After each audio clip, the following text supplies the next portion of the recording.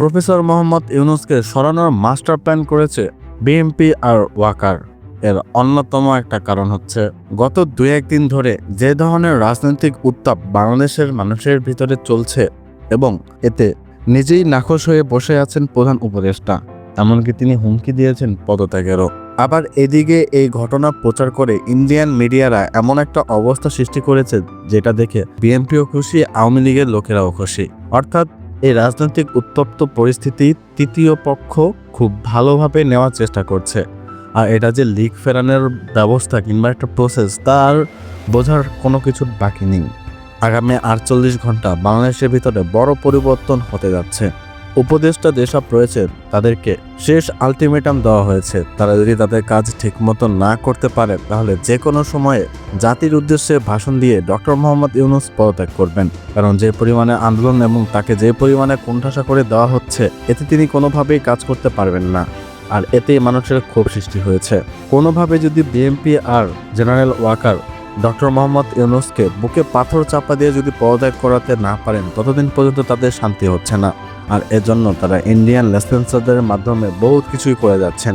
গতকাল বৃহস্পতিবার এনসিপির সদস্য নাহিদ ইসলাম প্রধান উপদেষ্টার সঙ্গে দেখা করেছেন এবং তিনি ব্যক্তিগতভাবে কিছু কথাবার্তা তাকে বলেন। তার পরপরই জেনারেল ওয়াকার আবার আগুনের ভিতরে কেরোসিন ঢেলে দেন এবং সেখানে তিনি বলেন ডিসেম্বরের ভিতরে নির্বাচন হওয়া উচিত। যদিও গত বছর পর তিনি বলেছিলেন 18 মাসের ভিতরে নির্বাচন অনুষ্ঠিত হবে। আর এভাবে করতে করতেই ডক্টর মোহাম্মদ ইউনূসকে সম্পূর্ণ কোণঠাসা করে দেওয়া হচ্ছে। আর বিএনপি তো গত বছর 5ই আগস্টের ঠিক 3 মাস পরই এই নির্বাচন করে আজ এ পর্যন্ত চলে আসছে। অর্থাৎ সবকিছু যদি আপনি এক লাইনে মেলান তাহলে এটা হবে লিগ ফেরানোর গ্রেটেস্ট কামব্যাক, অর্থাৎ গড কামব্যাক। দেশে নতুন অবস্থা তৈরি হওয়ার আশঙ্কা দেখা দিয়েছে। আর আগামী 48 ঘন্টার ভিতরে যে কোনো কিছু ঘটতে পারে। তারপর আরও একটা কিছু বোঝা যাচ্ছে, সেটা হচ্ছে জেনারেল ওয়াকারুজ্জামান যখন এই নির্বাচন চাইলেন আগামী ডিসেম্বরের ভিতরে, তখন ভারতীয় মিডিয়ারা এমনভাবে সেগুলো উপস্থাপন করছে যাতে বোঝাই যাচ্ছে এই ওয়াকারের সঙ্গে ইন্ডিয়ান কোনোভাবে একটা সংযুক্ত রয়েছে। যার ফলে ইন্ডিয়ান বিভিন্ন পত্রপত্রিকা বিভিন্ন কিছু এই জিনিসটাকে খুব এমনভাবে উপস্থাপন করছে যে সেনাবাহিনীর দেশের অবস্থা নিয়ে নাখোশ এবং তিনি আগামী ডিসেম্বরের ভিতরেই নির্বাচন চান। এজন্য যা করা দরকার তিনি তাই করবেন।